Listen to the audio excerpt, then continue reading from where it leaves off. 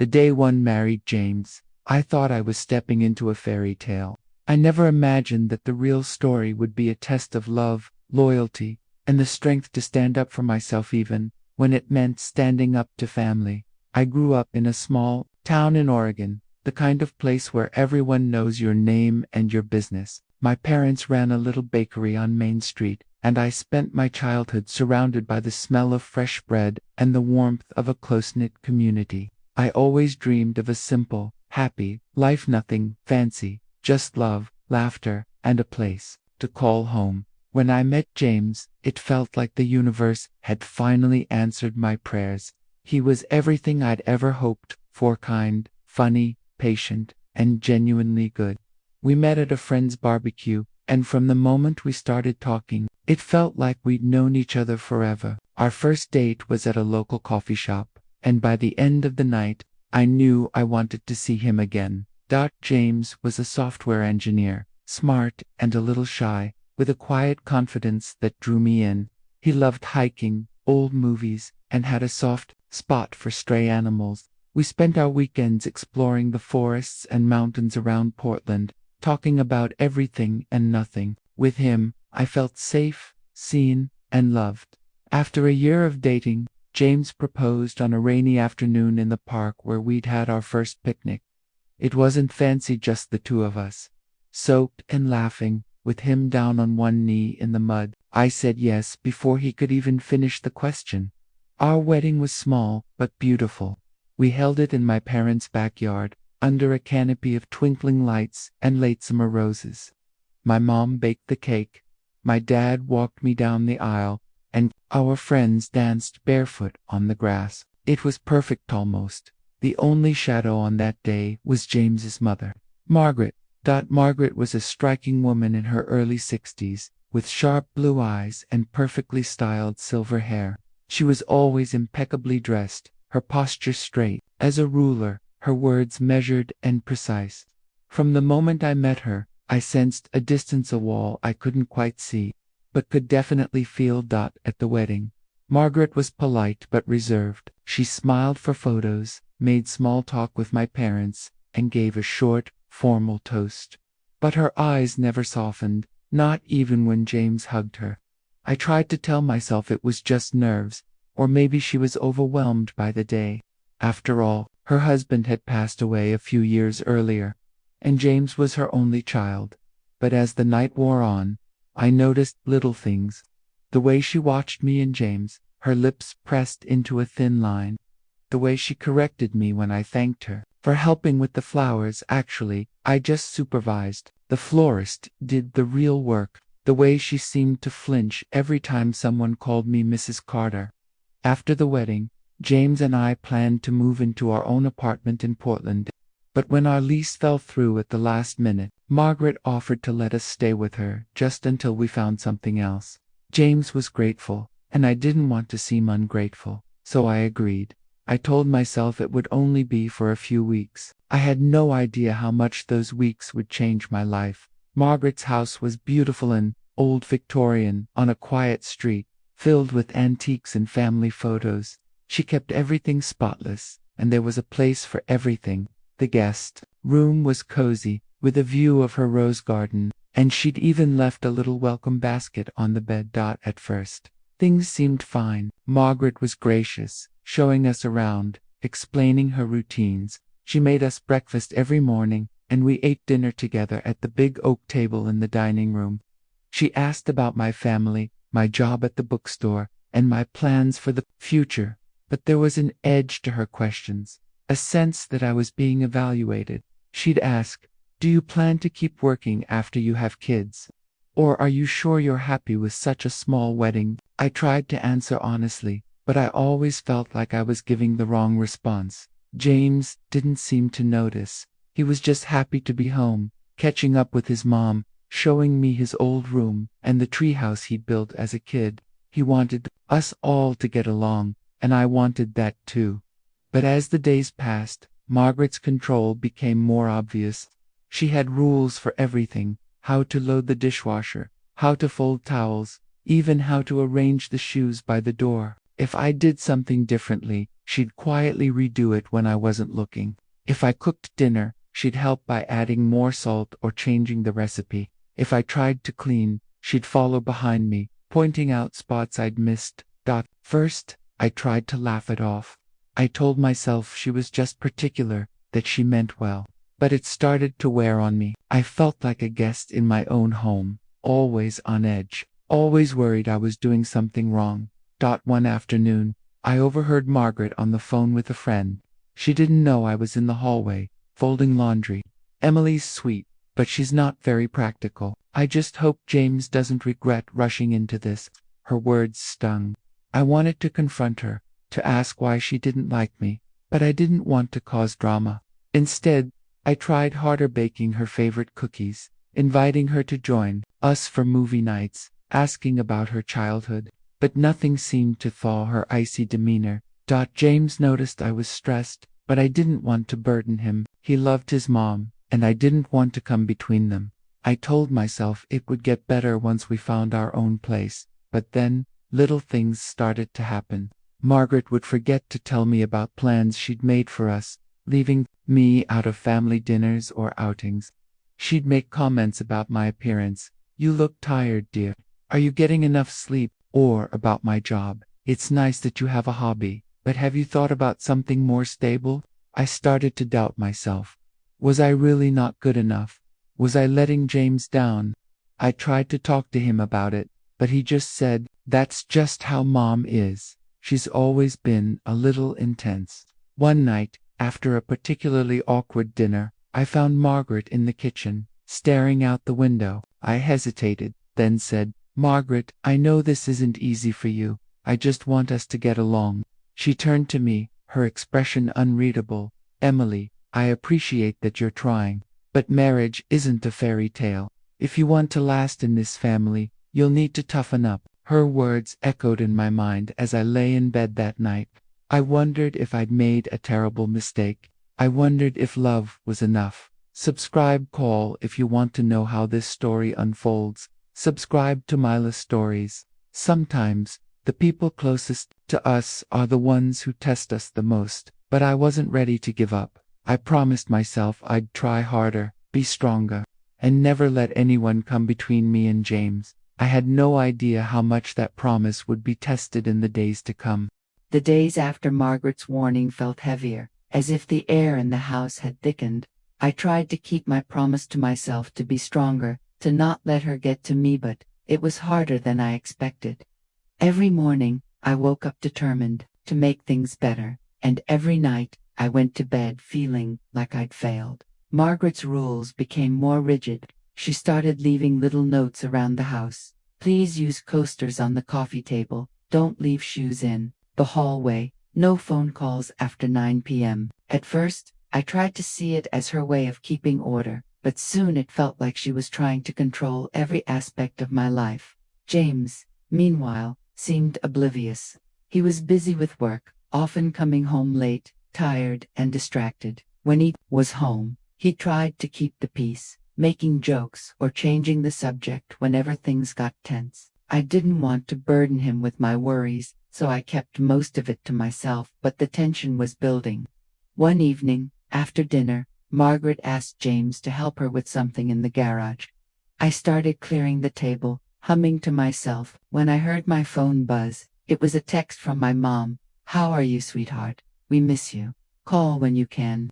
I smiled, feeling a pang of homesickness. I missed my parents, their warmth and easy laughter. I missed the bakery, the smell of cinnamon rolls in the morning, the way my dad would sneak me extra cookies when my mom wasn't looking. I called my mom, keeping my voice low. We talked for a few minutes, catching up on family news. I tried to sound cheerful, but she could tell something was wrong. "Emily, are you okay?" she asked gently. "I'm fine, Mom, just adjusting. It's a lot, living here." She hesitated. "You know you can always come home, right? You don't have to prove anything to anyone." I blinked back tears. "I know. I just want things to work. I want Margaret to like me." My mom sighed. "Sometimes, people's hearts are closed for reasons that have nothing to do with you. Just remember who you are, honey." Don't lose yourself trying to please someone who can't be pleased. We said goodbye, and I sat in the kitchen for a long time, staring at the phone. My mom's words echoed in my mind. Was I losing myself? The next day, Margaret announced that she was hosting a family dinner. It's important for James to stay connected to his roots, she said, her eyes flicking to me. I've invited some of our relatives. I expect everything to be perfect. I spent the whole day cleaning, cooking, and trying to anticipate Margaret's expectations. She hovered over me, correcting my every move. No, not like that. Fold the napkins this way, and don't forget to polish the silverware. By the time the guests arrived, I was exhausted. I put on my best smile and tried to make conversation, but Margaret kept interrupting, steering the conversation away from me or making little jokes at my expense. That at one point, one of James's aunts asked how we were enjoying married life. Before I could answer, Margaret jumped in. Well, it's an adjustment, of course. Emily's still learning how things work in our family. Everyone laughed politely, but I felt my cheeks burn. I excused myself and went to the bathroom, locking the door behind me. I stared at my reflection, willing myself not to cry. After the guests left, James found me in the kitchen, scrubbing dishes with more force than necessary. Double quotes. Hey, are you okay? He asked, concern in his eyes. I hesitated, then shook my head. I feel like I can't do anything right. Your mom, she doesn't like me, James. No matter what I do, he sighed, pulling me into a hug. She's just set in her ways. She come around, I promised. But I wasn't so sure. The days blurred together. Margaret's criticisms became more pointed. She started making comments about my appearance.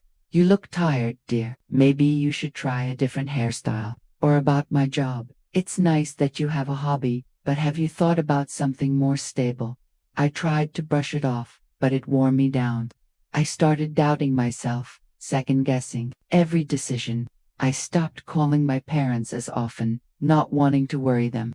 I stopped baking, stopped reading, stopped doing the things that made me feel like myself. One afternoon, I overheard Margaret on the phone again. Emily's sweet, but she's not very practical. I just hope James doesn't regret rushing into this. Her words echoed in my mind. Was I really not good enough? Was I letting James down? I tried to talk to James about it, but he just said, that's just how Mom is. She's always been a little intense. But it wasn't just intensity, it was something deeper, something that felt like rejection. One evening, after another tense dinner, I went for a walk to clear my head. The air was cool and crisp, the sky streaked with pink and gold. I wandered through the neighborhood, thinking about my parents, my old life, and the person I used to be. I realized I was shrinking, becoming smaller and quieter, trying to fit into a mold that wasn't made for me. I missed laughing without worrying who was listening. I missed feeling at home in my own skin. When I got back, Margaret was waiting for me in the living room. She looked up from her knitting, her expression unreadable. Emily, I know this isn't easy for you, but marriage is about sacrifice. Sometimes, you have to put the family first, even if it means giving up a little of yourself. I nodded, not trusting myself to speak, but inside, something shifted. I realized I couldn't keep giving up pieces of myself to make someone else happy. The next day, I called my mom. I told her everything, the notes, the criticism, the way I felt like I was disappearing. She listened quietly, then said, Emily, you deserve to be loved for who you are, not for who someone else wants you to be. Don't let anyone make you feel small. You have a right to set boundaries, even with family. Her words gave me strength. I decided to start standing up for myself, even if it was just in small ways. The next time Margaret criticized my cooking, I smiled and said, thank you for your feedback, but I like it this way. When she made a comment about my job, I replied, I love working at the bookstore. It makes me happy. It wasn't easy. Margaret didn't like the change. She became colder, more distant. But I felt a little stronger, a little more like myself. James noticed the shift. One night, he asked, are you okay? You seem different. I smiled. I'm just trying to remember who I am.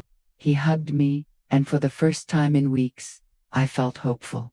But Margaret wasn't done. She started finding new ways to undermine me, subtle, quiet ways that were hard to prove. She'd forget to tell me about plans, leave me out of conversations, or make decisions without including me. I started keeping a journal, writing down everything that happened. It helped me see the patterns, to realize that I wasn't imagining things. One day, I found a note in my purse. "You're not good enough for this family." My hands shook as I read it. I knew Margaret had put it there, but I had no proof. That night, I showed James the note. He looked shocked, then angry. "This has to stop," he said. "We need to talk to her." We sat down with Margaret. The next day, James confronted her, telling her how much her behavior was hurting me and him. Margaret denied everything, insisting she was just trying to help. But something in her eyes told me she knew exactly what she was doing. After the conversation, things were tense. Margaret was colder than ever, but she stopped with the notes and the comments, at least for a while. James and I started looking for our own place again. We knew we couldn't stay much longer. As we packed our things, I felt a mix of relief and sadness.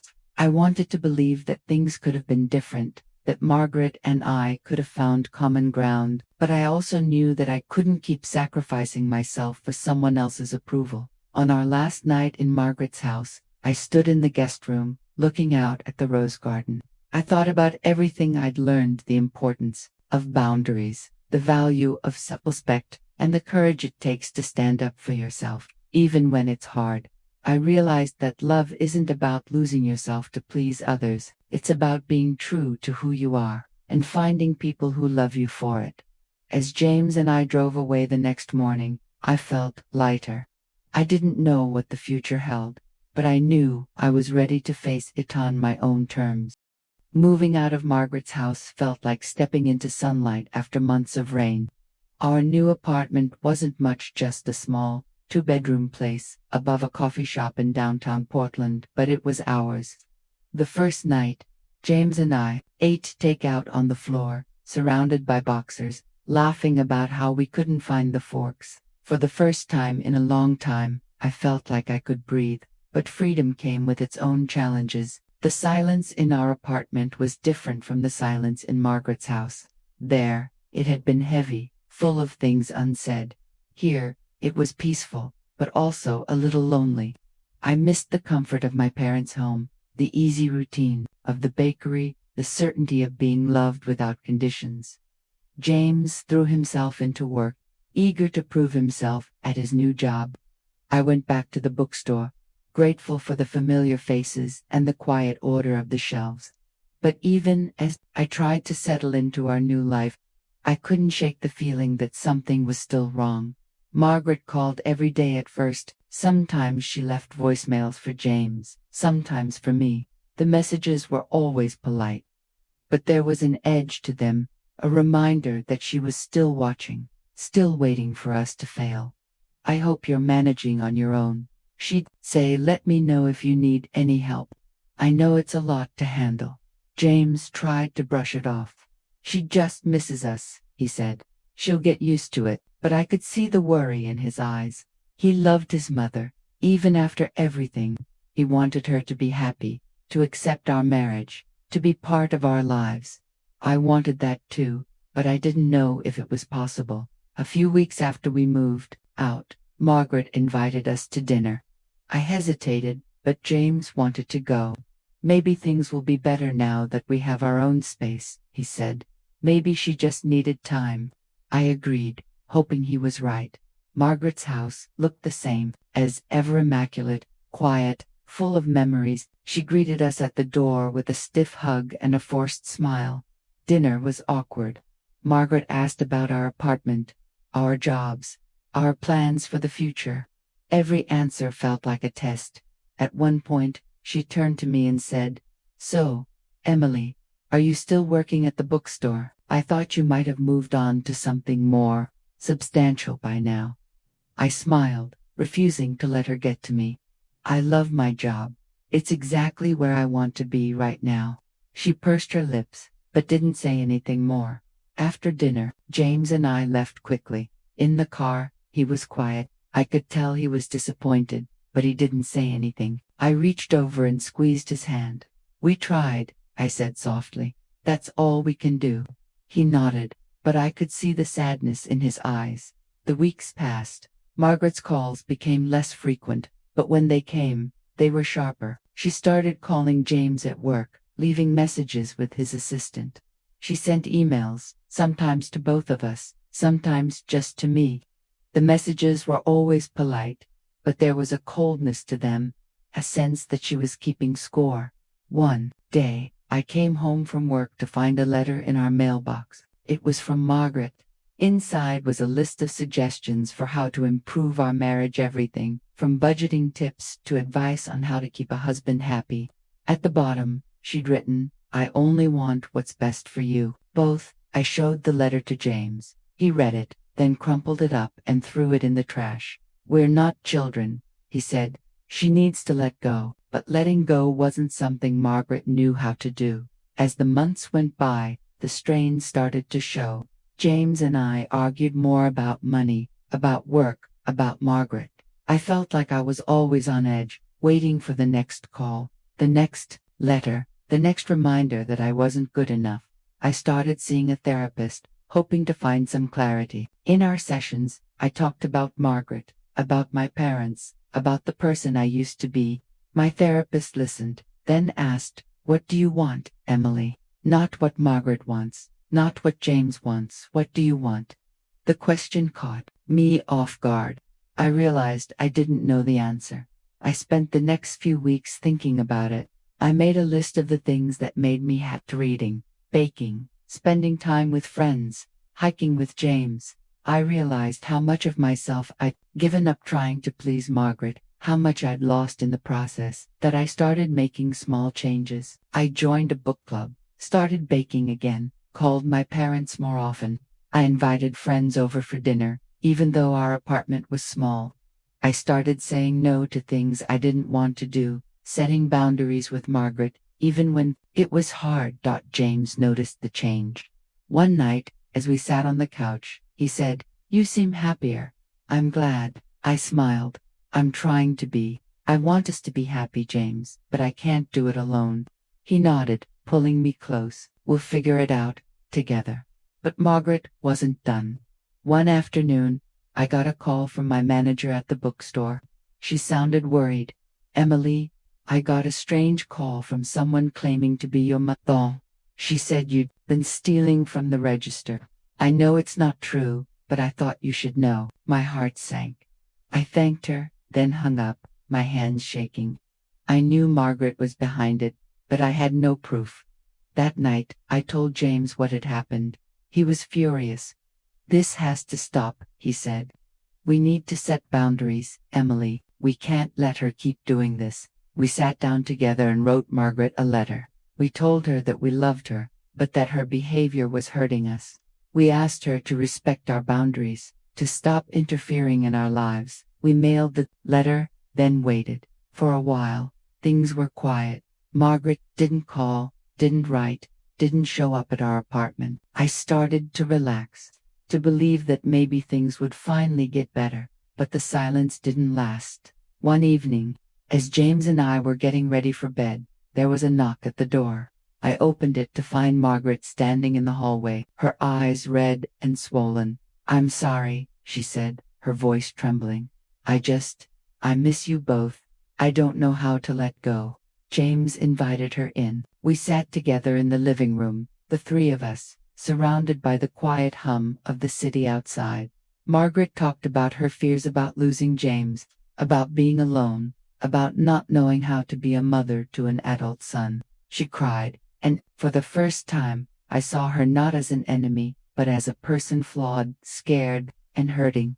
I realized that her need for control came from a place of fear, not malice. She was afraid of being left behind, of losing the only family she had left. We talked late into the night. It wasn't a perfect conversation. There were still things unsaid, still wounds that needed time to heal. But it was a start. After Margaret left, James and I sat together in the quiet. I felt a sense of peace, a sense that maybe, just maybe, things could get better. I knew it wouldn't be easy. There would be setbacks, hard days, moments when old patterns resurfaced. But I also knew that I was stronger than I'd realized, that I could set boundaries and still be kind, that I could love James without losing myself. As I drifted off to sleep that night, I thought about my mom's words. Don't lose yourself trying to please someone who can't be pleased. I realized that the most important thing I could do for myself, for James, for our future was to stay true to who I was.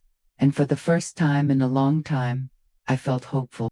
The weeks after Margaret's late night visit were a strange mix of hope and uncertainty. For the first time, I saw a crack in her armor, a glimpse of vulnerability that made me question everything I'd assumed about her. But old habits die hard, and the wounds she'd left in our marriage didn't heal overnight. James and I tried to move forward. We kept our boundaries firm, limiting contact with Margaret to weekly phone calls and the occasional Sunday dinner. At first, these dinners were tense, full of awkward silences and forced smiles. But slowly, things began to shift. Margaret tried, in her own way, to be more respectful. She asked about my work without criticizing, complimented my cooking, and even brought over a bouquet of flowers for our apartment. It wasn't perfect, but it was progress. Still, I couldn't shake the feeling that something was unresolved. I found myself replaying old conversations, wondering if I could have done something differently. I worried that, despite our efforts, the damage was too deep to repair. One evening, after a particularly quiet dinner, James and I sat on the balcony, watching the city lights flicker in the distance. He reached for my hand, his thumb tracing circles on my palm. "Do you think things will ever really be normal?" he asked softly. I thought about it for a moment. I don't know if normal is the right word, but I think we can find a new kind of peace, one where we're honest with each other, and with her. One where we don't have to pretend. He nodded, pulling me close. I want that too. But peace, I was learning, is fragile. A few days later, I got a call from my manager at the bookstore. She sounded worried. "Emily, I need to talk to you about something. Can you come in early tomorrow?" My stomach twisted with anxiety. I barely slept that night, my mind racing with worst-case scenarios. The next morning, I arrived at the store before opening. My manager was waiting for me in her office, a stack of papers on her desk. She handed me a letter. "We received this yesterday. It's an anonymous complaint, someone accusing you of stealing from the register and mistreating customers." I stared at the letter, my hand shaking. The accusations were completely false, but the language was familiar, polite, but cold. I knew immediately who had written it. My manager looked at me, her eyes kind. "I don't believe a word of it, Emily. You're one of our best employees, but I wanted you to know what's going on." I thanked her, fighting back tears. After work, I walked home in a daze, the city blurring around me. I felt betrayed, not just by Margaret, but by the hope I'd allowed myself to feel. That night, I told James what had happened. He was furious. "This is it," he said. "We can't keep doing this, Emily. We need to protect ourselves." We sat down together and wrote Margaret another letter. This time, we were clear. If she continued to interfere in our lives, we would cut off all contact. We loved her, but we couldn't let her hurt us anymore. We mailed the letter, then waited. The next few weeks were tense. Margaret didn't call, didn't write, didn't show up at our apartment. I started to relax, to believe that maybe she'd finally heard us. But the silence was short-lived. One afternoon, as I was leaving work, I saw Margaret waiting for me outside the bookstore. She looked tired, her eyes red and swollen. "Emily, please," she said, her voice trembling. "I just want to talk." I hesitated, then nodded. We walked to a nearby park and sat on a bench, the autumn leaves swirling around us. Margaret took a deep breath. "I know I've made mistakes. I know I've hurt you. But I'm scared, Emily. I'm scared of losing James, of being alone. I don't know how to let go." I listened, my anger softening. "Margaret, I understand that you're scared, But your fear can't be an excuse for hurting us. We need boundaries. We need space to build our own life. She nodded, tears streaming down her face. I'm trying. I really am. But it's hard. I reached for her hand, squeezing it gently. We can't change the past, but we can choose what we do next. If you want to be part of our lives, it has to be on different terms. She nodded again, wiping her eyes. I want that. I want to try. That conversation marked a turning point. Margaret started seeing a therapist, working through her grief and fear. She apologized to James, to me, and even to my parents. It wasn't a perfect process. There were setbacks, moments when old patterns resurfaced, but it was a start. James and I also started seeing a marriage counselor. We talked about everything: our fears, our hopes, our future. It wasn't easy, but it helped us reconnect and remember why we fell in love in the first place. I learned that forgiveness isn't about forgetting or excusing someone's behavior. It's about letting go of the anger and pain, about choosing to move forward instead of staying stuck in the past. I also learned the importance of boundaries, not just with Margaret, but with everyone in my life. I realized that I had a right to protect my own well-being, to say no when something didn't feel right, to stand up for myself even when it was hard. As the months passed, things slowly improved. Margaret became more respectful, more supportive. She started asking before offering advice, and she made an effort to include me in family decisions. She even invited my parents over for dinner, something I never thought I'd see. James and I grew closer, our marriage stronger for having weathered the storm. We talked openly about our feelings, our needs, our dreams. We made time for each other, for our friends, for the things that made us happy.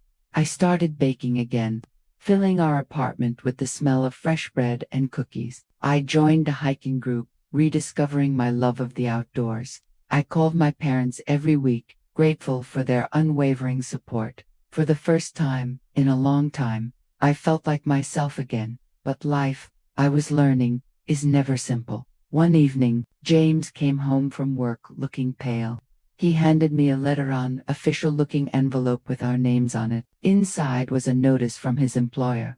Someone had filed an anonymous complaint against him, accusing him of inappropriate conduct at work. James was stunned. He'd never had any issues at work, and his boss assured him the complaint was being investigated, but the stress was overwhelming. I knew, deep down, that Margaret was behind it. She'd always been resourceful, and she knew exactly how to hit where it hurt. I tried to be strong for James, but the pressure was getting to both of us. We started arguing more about money, about work, about Margaret. It felt like she was still living with us, haunting every conversation, every decision. One night, after a particularly bad argument, I went for a walk to clear my head. As I turned the corner near our apartment, I saw a familiar car parked across the street. Marked car. She was sitting inside, watching our building. I froze. For a moment, I considered confronting her, but something in her expression made me stop. She looked almost satisfied, like she was enjoying our misery. I hurried back inside and locked the door behind me. I didn't tell James what I'd seen. I didn't want to add to his stress. The next morning, I woke up to find our mailbox stuffed with letters. Some were addressed to James, some to me. All of them were anonymous, filled with hateful messages. You don't belong here. You're ruining his life. Go back to where you came from. I sat on the floor, surrounded by the letters, and cried. I felt completely alone. Even though James tried to comfort me, I could see the toll it was taking on him. He was losing sleep, barely eating, and growing more distant every day. I knew we couldn't go on like this. Margaret was winning. She was tearing us apart, even from a distance. That night, I made a decision. I wasn't going to let her destroy my marriage. I was going to fight back, but I had to be smart about it. I started documenting everything: the calls, the letters, the complaints. I kept a journal, took photos, and saved every voicemail. If Margaret wanted a war, I was going to give her one, but on my terms. I thought I was ready for anything, but nothing could have prepared me for what Margaret did next. She crossed a line I never thought she'd dare to cross, and this time, it wasn't just my marriage at stake. The next few days felt like living in a storm. Every time I checked my phone, I half expected another hateful message or a call from someone at work, asking about some new rumor. James was quieter than ever, his eyes shadowed with worry. We were both exhausted, running on nerves, and hoped that things would somehow get better. But Margaret wasn't finished. One afternoon, as I was leaving the bookstore, a police officer approached me. "Are you Emily Carter?" he asked, his tone gentle but firm. "Yes," I replied, my heart pounding. "I'm afraid we need you to come down to the station. There's been a report filed against you for theft and harassment." The world spun. I tried to explain, but the officer was just doing his job. At the station, I spent hours answering questions, showing them the evidence I'd collected against Margaret. Eventually, they let me go, but the damage was done. My reputation was in shambles, and I felt more alone than ever. When I got home, James was waiting for me, his face full of worry and love. He hugged me tightly, whispering, "We'll get through this, I promise." But I could see the toll it was taking on him. He was losing sleep, barely eating, and growing more distant. Every day, I knew we couldn't go on like this. Margaret was winning. She was tearing us apart, even from a distance.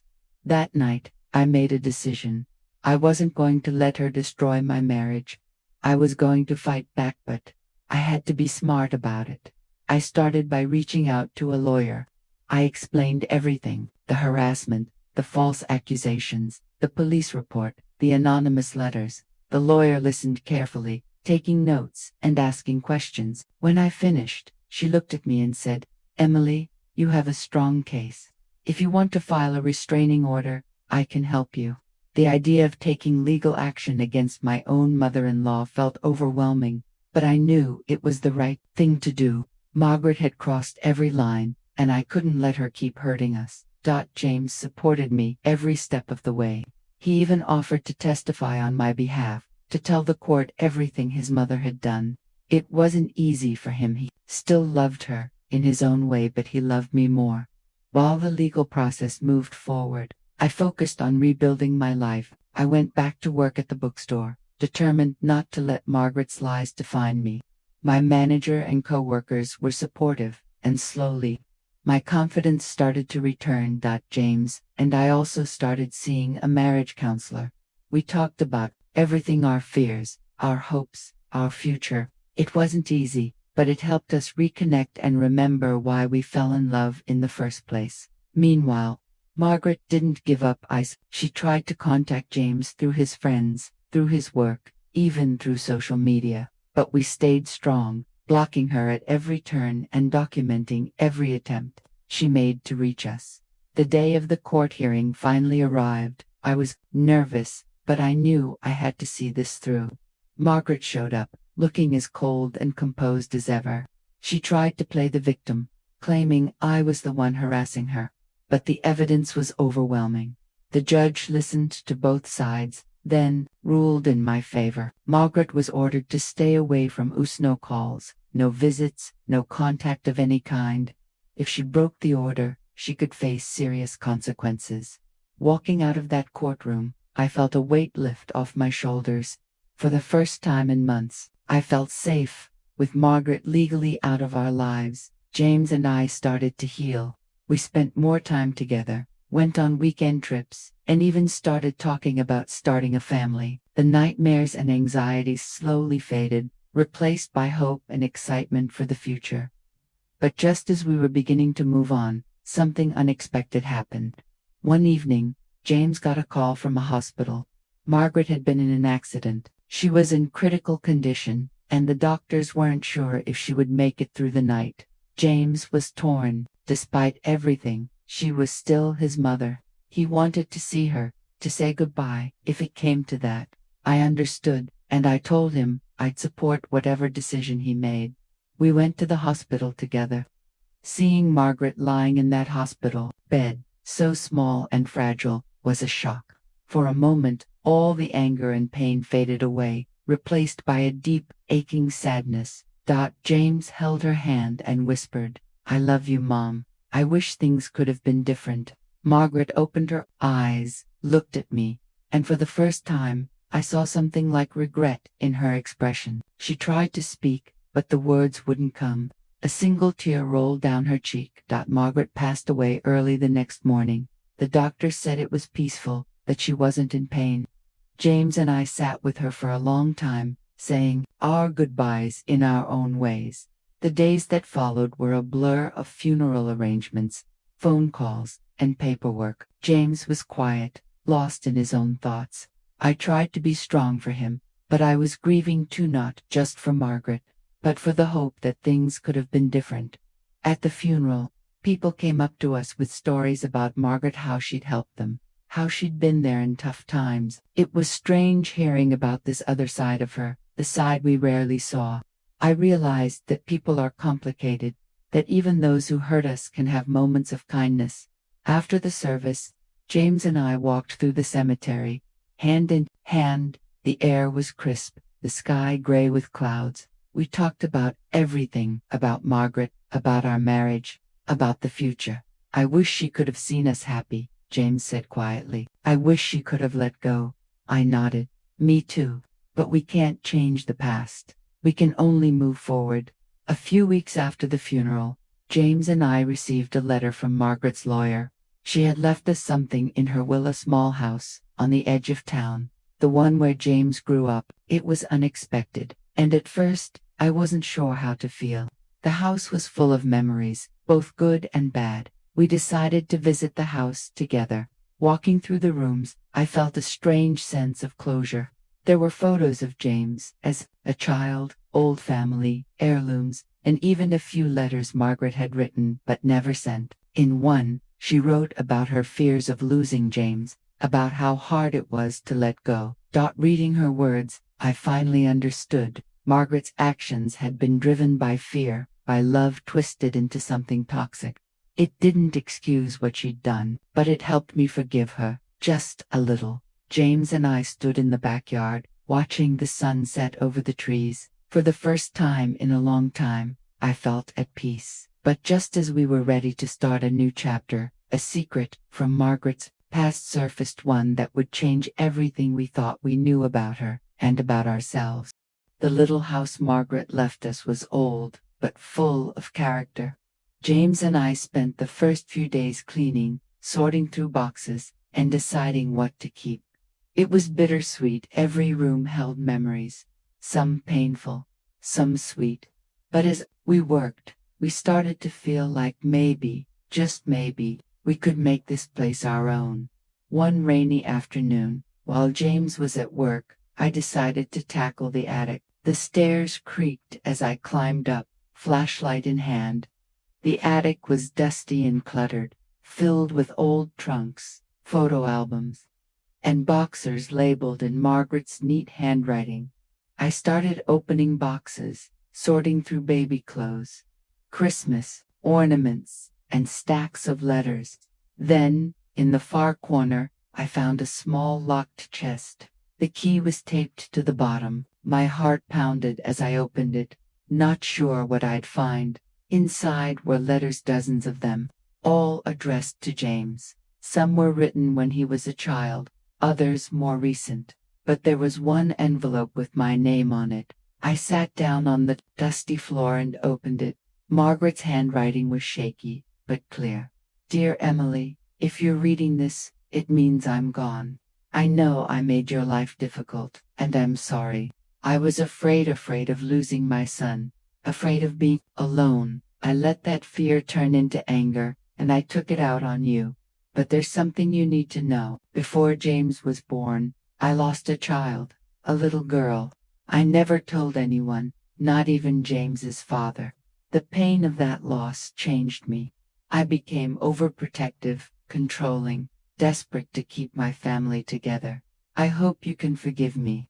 I hope you and James can find happiness in this house, and that you'll make it a home filled with love, not fear. With love, Margaret." I sat there for a long time, tears streaming down my face. Suddenly, So much made sense: the way Margaret clung to James, her fear of losing him, her desperate attempts to control our lives. It didn't excuse her actions, but it helped me understand her pain. When James came home, I showed him the letter. He read it in silence, then pulled me into a hug. "I wish she could have told me," he whispered. "Maybe things would have been different." We spent the evening reading through the rest of the letters. Some were full of motherly advice, others were apologies Margaret had never been able to say out loud. It was like meeting a different version of her, a woman shaped by grief, but also by love. The next few weeks were a time of healing. James and I talked more openly than ever before.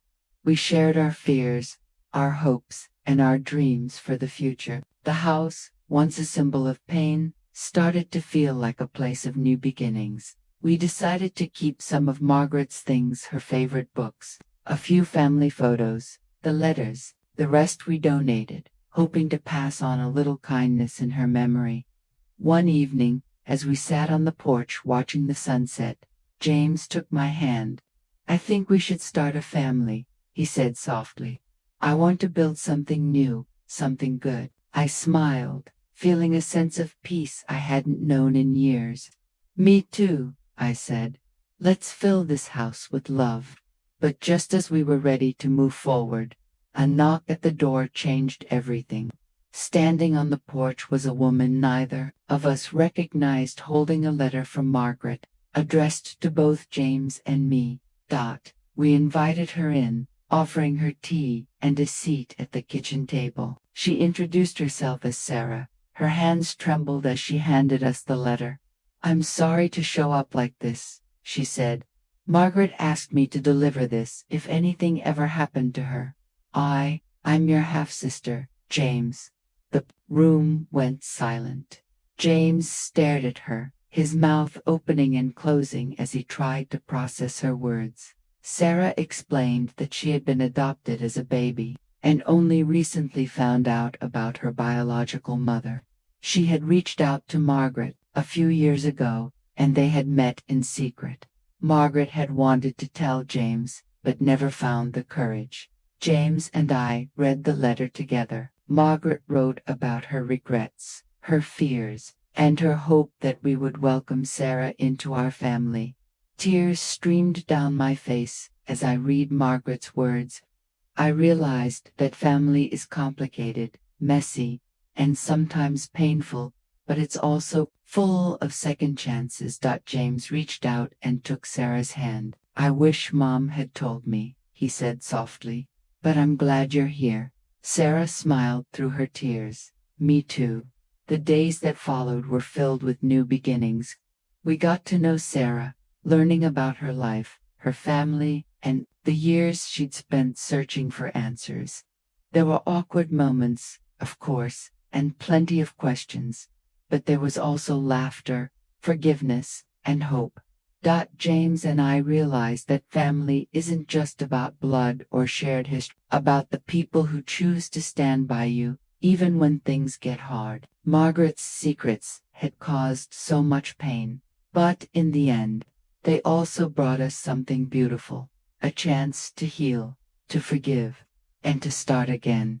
We decided to keep Margaret's house, filling it with new memories, new traditions, and new love.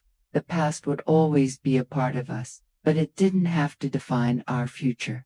But as we settled into this new chapter, I found myself reflecting on everything we'd been through.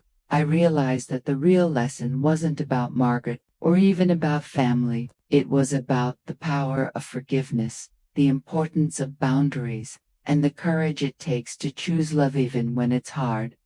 I knew there would be more challenges ahead, more moments of doubt and fear. But I also knew that we were stronger now, more resilient, and more committed to building a life based on respect, honesty, and kindness.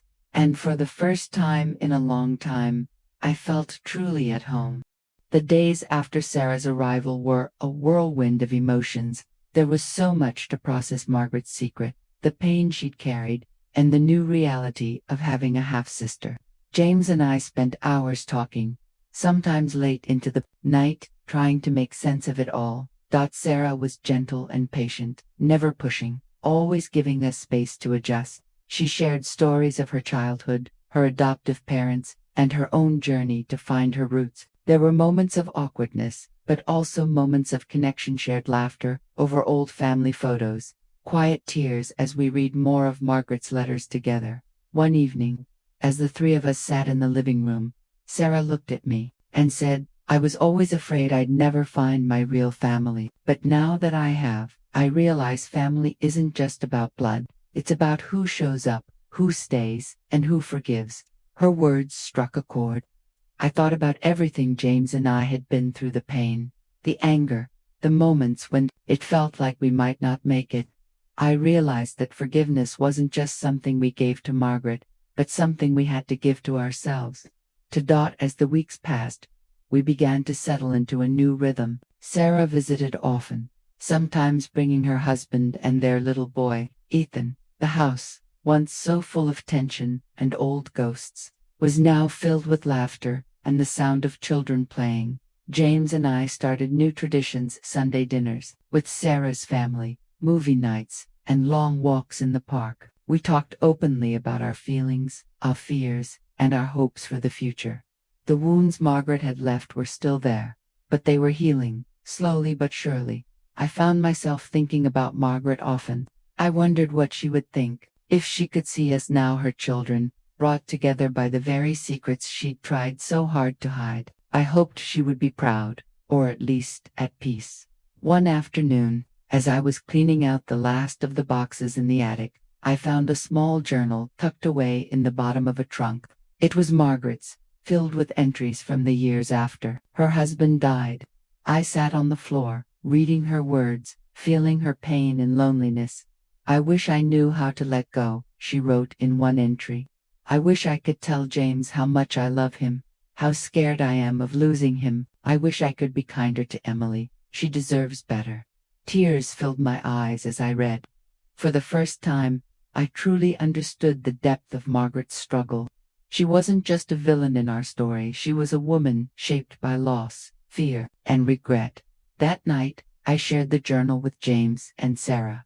We read it together, sometimes laughing, sometimes crying. It was a strange kind of comfort, knowing that Margaret had tried, in her own way, to make sense of her pain. Afterward, we sat in the backyard, watching the stars. James took my hand, his voice soft. "I think we should forgive her, Emily, not because she deserves it, but because we do." I nodded, feeling a weight lift from my shoulders. "I already have." Sarah smiled, her eyes shining with tears. "Me too." With Margaret's memory finally at peace, we turned our attention to the future. James and I talked about starting a family of our own. The idea scared me, but it also filled me with hope. I wanted to build a home filled with love, honesty, and kindness, a place where our children would feel safe to be themselves. Sarah became a regular part of our lives, her family blending seamlessly with ours. We celebrated birthdays, holidays, and all the little moments in between. The house that had once been a battleground was now a sanctuary, a place of healing and new beginnings. I started volunteering at a local community center, helping other women who were struggling with difficult family relationships. I shared my story, hoping it would help others find the strength to set boundaries, to forgive, and to choose love over fear. James supported me every step of the way. He was my partner, my best friend, and the person who reminded me every day that I was enough, just as I was. One evening, as we sat on the porch watching the sunset, James turned to me and said, "I'm proud of you, Emily. You've been through so much, and you never gave up. You taught me what it means to love, even when it's hard." I smiled, feeling a deep sense of gratitude. "We did it together, James. We built something beautiful out of the pain." He nodded, pulling me close. "Let's keep building." As the seasons changed, so did we. The wounds of the past faded, replaced by new memories, new joys, and a deeper understanding of what it means to be a family. We learned that forgiveness isn't a one-time act, but a choice we make every day. We learned that boundaries are a gift, not just to ourselves, but to the people we love. And we learned that even the hardest stories can have beautiful endings if we're willing to do the work. I looked around at the life we'd built, the laughter, the love, the sense of peace that filled our home, and I knew that we were exactly where we were meant to be. But just as we were settling into this new chapter, a letter arrived in the mail. It was from Margaret's lawyer, marked to be opened together. Inside was one final message from Margaret, a message that would challenge everything we thought we knew about forgiveness, family, and the power of love. The letter from Margaret's lawyer sat on our kitchen table for days before we found the courage to open it. It was thick, sealed with a red wax stamp, and marked to be opened together. Every time I walked past it, I felt a mix of dread and curiosity. What more could Margaret possibly have to say? Hadn't we already uncovered every secret, every regret? Finally, on a quiet Sunday afternoon, James, Sarah, and I gathered in the living room.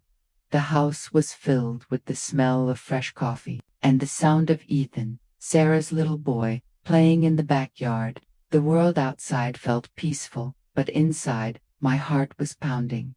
James broke the seal and unfolded the letter. Margaret's handwriting was familiar, but softer, as if she'd written it in a moment of rare vulnerability. My dearest family, if you're reading this, it means I am gone, and you have found each other. I hope you are together as you read these words, because what I have to say is meant for all of you. I spent much of my life afraid of losing the people I loved, afraid of being alone, afraid of not being enough. That fear made me do things I regret.